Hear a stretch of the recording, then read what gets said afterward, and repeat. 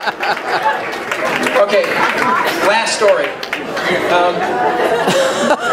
So my last story is what I call, it's kind of a story about supernatural love. And so after I was hanging out with Karen, we would do these exercises. We'd get together. So we would sometimes meet at 5 o'clock in the morning when it was dark. We would run and we would bike. And like one time, so after a while, I said, you know what? I'm just going to ask her out. I'm sick of waiting. So I met her at 5 o'clock on the corner of her street. I lived a few blocks away. I would run there. We would meet. We ran to a gym. We swam. Then we ran back. Okay, and then we get home at like 6:15 in the morning. So we're normal. So anyway, this one day that I decided this is the day I'm going to ask her out and just like let it rip. So met her, ran, swam, came back. About a block or so from the apartment, I said, "Why don't we do a cool down? You just take you walk and just." She said, "Great." So we're walking right on Fullerton, just east of Clark. And all of a sudden, I just said, "Hey, Karen, I don't want this to make you feel funny, but why don't we go out on a date?" And she was shocked, which is kind of shocking. We were hanging out so much. But anyway, so she was like, "Oh my gosh!" And I said, "Well, you know what? Don't do anything. We'll give you 1 day right of rescission. Talk to me tomorrow. I'm going to run tomorrow. You just tell me tomorrow." So tomorrow I meet her, 5 in the morning. We run. We're getting close. We're doing the cool down. Closer, closer, closer. She's like, "All right, bye." I was like, she didn't address it. I was like, "Well, let her go. We don't want to pressure her." And then she sent me an email later that day. Should I read it?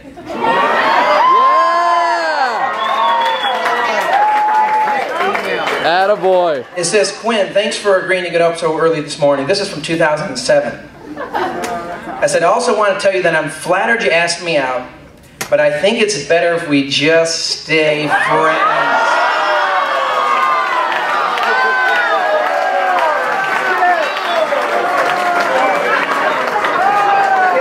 Oh my goodness. Unbelievable.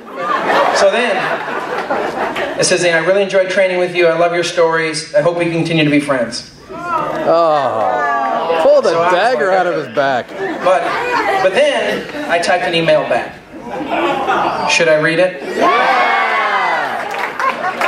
And the reason I'm reading this email is because I feel like that when I read this again, it like demonstrated when I met Karen, I was crazy about her, enamored by her. The more I got to know her, the more excited I got. And I can honestly say that it was, in a sense, kind of like an unconditional love, that I would want what's best for her. That was more important than me getting what I want, my short-term self-interest. So anyway, here's what I typed. I said, "Karen, thanks for the email. I didn't expect it to happen, which it was falling for you. But the more I got to know you, you went from someone who was very attractive on the outside to someone who's even more attractive on the inside." And then I wrote, "But I thought I was picky." You're really picky. Nice. And then I wrote, "I meet lots of people. You're a rare find."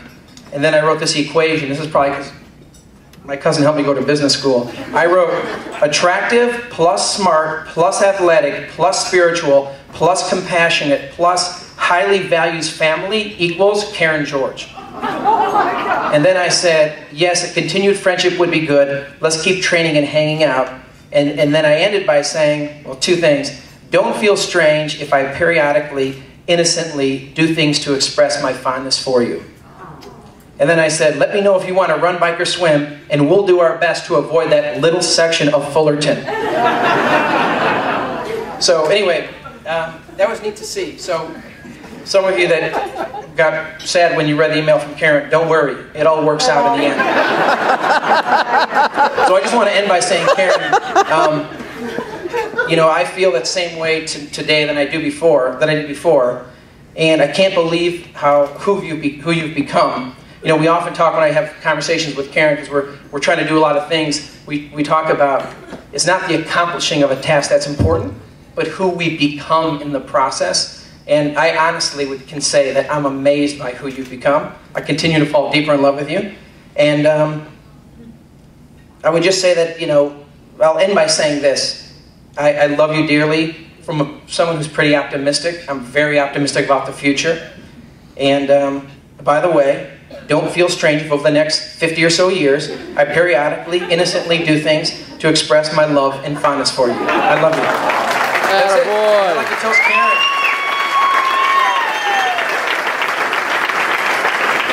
That was pretty good.